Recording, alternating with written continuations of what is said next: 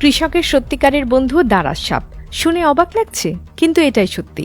কিভাবে এই নিরীহ সাপ কৃষকের এত উপকার করে? দারাস সাপ সম্পূর্ণ বিষবিহীন এবং এর প্রধান খাদ্য হল ইঁদুর। দারাস সাপ ইঁদুর খেয়ে পরিবেশের ভারসাম্য বজায় রাখে এবং ফসলের ক্ষতি কমিয়ে দিয়ে কৃষকের প্রকৃত সহায়ক হিসেবে কাজ করে। একটি দারাস সাপ একাই প্রায় ৩ বিঘা জমির ইঁদুর নিয়ন্ত্রণ করতে পারে, যা ফসলের ক্ষতি উল্লেখযোগ্যভাবে হ্রাস করে। প্রতি বছর ইঁদুর যে পরিমাণ খাদ্যশস্য নষ্ট করে তার আর্থিক মূল্য প্রায় ১,০০০ কোটি টাকার কাছাকাছি। ধান, গম সহ গুরুত্বপূর্ণ ফসল ইঁদুরের আক্রমণে ব্যাপক ক্ষতির সম্মুখীন হয়। এমন পরিস্থিতিতে দারাস সাপ প্রাকৃতিকভাবে ইঁদুর নিয়ন্ত্রণ করে খাদ্যশস্যের সুরক্ষা নিশ্চিত করে। তাই দারাস সাপকে রক্ষা করা গেলে আমরা প্রতি বছর বিপুল পরিমাণ ফসল বাঁচাতে পারি এবং কৃষকের কষ্ট অনেকটাই লাঘব করতে পারি। কিন্তু দুঃখজনক হলেও সত্যি, আমাদের দেশে দারাস সাপ নিয়ে প্রচুর কুসংস্কার রয়েছে।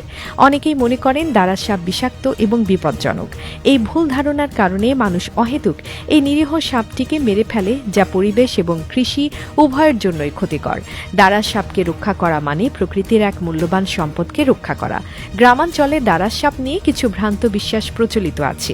যেমন কেউ কেউ মনে করেন দারাস সাপের লেজে বা কোমরে কাঁটা আছে, যা দিয়ে আঘাত করলে মানুষ মারা যেতে পারে। আরও একটি প্রচলিত ভুল ধারণা হলো যে দারাস সাপ রাতে গরুর দুধ চুষে খায়। এছাড়াও অনেকের ধারণা যে সাপটির মুখ ছাড়াও লেজে বিষ থাকে এবং সেই লেজের আঘাতে আঘাতপ্রাপ্ত স্থানটি পচে যায়। কিন্তু এসব সম্পূর্ণ ভিত্তিহীন ধারণা। বাস্তবে দারাস সাপ অত্যন্ত নিরীহ। এর কোমর বা লেজে কোনো কাঁটা নেই এবং গরুর দুধ চুষে খাওয়ার ক্ষমতাও নেই। এই সাপের জিহ্বা দ্বিখণ্ডিত থাকে, যার ফলে এটি কিছুই চুষে খেতে পারে না। দারাস সাপের প্রধান এবং প্রিয় খাদ্য হল ইঁদুর।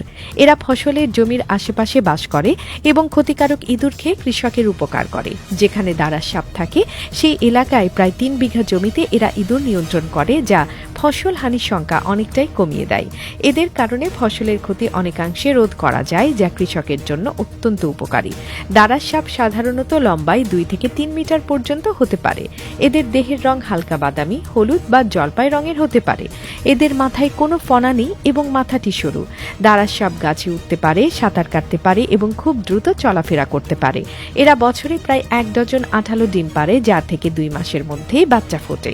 দারাস সাপ প্রকৃতির এক মূল্যবান সম্পদ, যা কৃষকের প্রকৃত বন্ধু। এদের রক্ষা করা গেলে প্রাকৃতিকভাবে ইঁদুরের হাত থেকে ফসল বাঁচিয়ে প্রতি বছর বিপুল অর্থ সাশ্রয় করা সম্ভব।